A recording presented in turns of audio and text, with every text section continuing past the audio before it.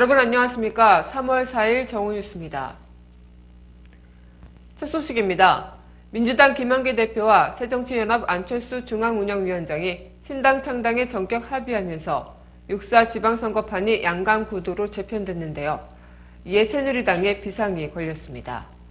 새누리당은 안철수 의원 측에 따로 후보를 낼 경우 어부 질의를 내심 기대할 수도 있는 상황이었지만 민주당과 새정치연합이 힘을 합치기로 하면서 이 변수가 사라졌기 때문입니다.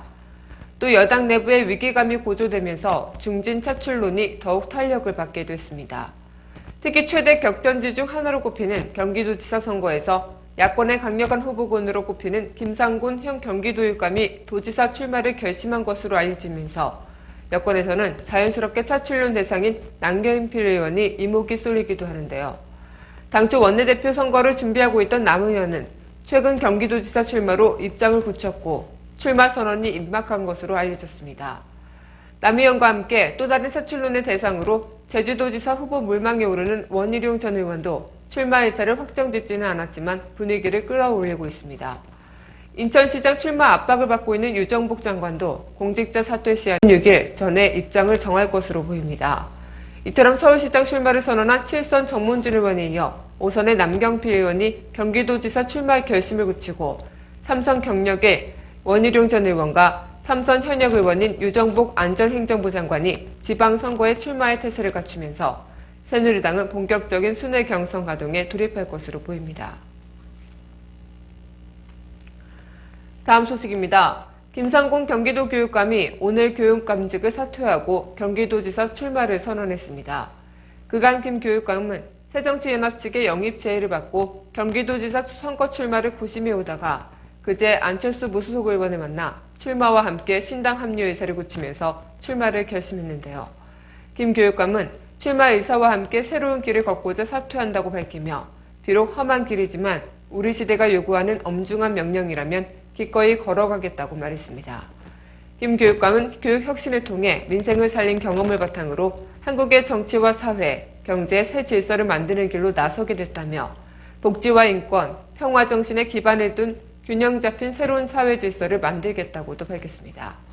또한 김 교육감은 경제 민주화, 복지 국가에 대해선 들을 수 없고 장밋빛 공약은 지워지고 있다며 박근혜 정부와 새누리당에 대해서도 날을 세웠는데요.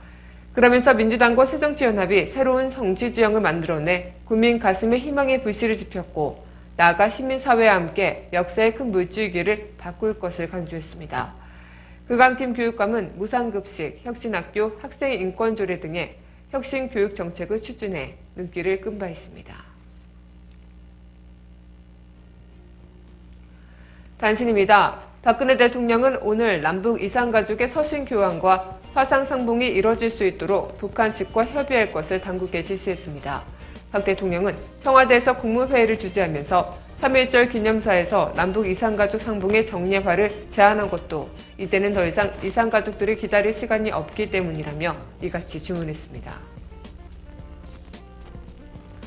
국가정보원 대선 개입 사건 당시 국정원 대북심리전단 안보 5팀 소속 직원이 자신의 트위터 계정에 시발단이란 표시를 하고 활동한 것으로 했습니다.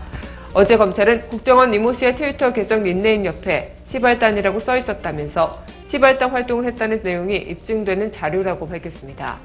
검찰은 국정원 직원들의 이메일에서 수백 개 트위터 계정 리스트를 찾아냈고 이 중 269개 계정을 통해 확산된 여당 지지 및 야당 비난 글을 이번 사건의 핵심 증거로 제시한 바 있습니다.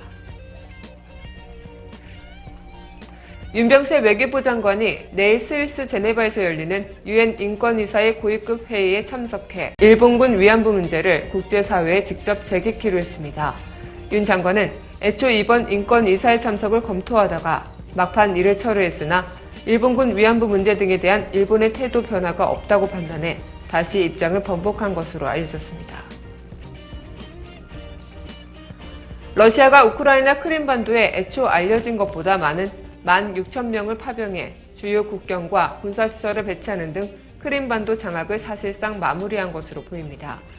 서방은 유럽 외교장관회의에 이어 유엔 안전보장이사회 등을 소집해 러시아의 군사 개입을 중단하라는 외교적 압박을 계속하고 있지만 러시아는 자국민 보호 명분으로 계속 관여할 것임을 분명히 밝혔습니다. 오늘 뉴스를 마치겠습니다. 고맙습니다.